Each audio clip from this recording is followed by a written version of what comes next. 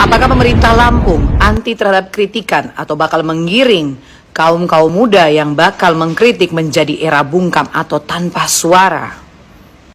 Baru-baru ini viral Bima, seorang mahasiswa yang bersekolah di Australia asal Lampung yang mengkritik pemerintahan Lampung di mana baik dari segi infrastruktur, korupsi, dan lemahnya pendidikan. Apa hasil daripada kritikan tersebut? Malah dia dilaporkan oleh seorang advokat yang dianggap Bima itu mencemarkan nama baik pemerintahan Provinsi Lampung. Ketua DPR pun enggan bersuara ataupun enggan memberikan komentar. Kenapa seperti itu? Karena menurut Ketua DPR dan beberapa ASN atau jabatan penting di Kota Lampung tidak perlu harus berkomentar. Bekerja nggak harus viral. Mohon maaf ya, kalau boleh aku koreksi, nyatanya viral dulu baru biasanya pemerintah akan menanggapi atau bahkan bekerja.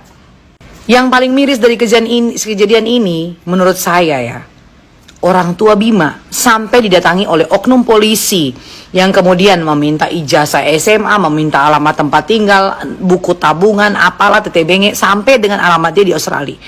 Yang menjadi pertanyaan, adakah penghinaan oleh Bima? Kalaupun dalam video tersebut ada sempat Bima mengeluarkan kata pemerintahan yang dajal, pemerintahan atau wilayah Lampung dajal, ini tidak ada unsur pidananya, ya, tidak menyerang kepada individu. Undang-undang ITE mana yang mau dikenakan?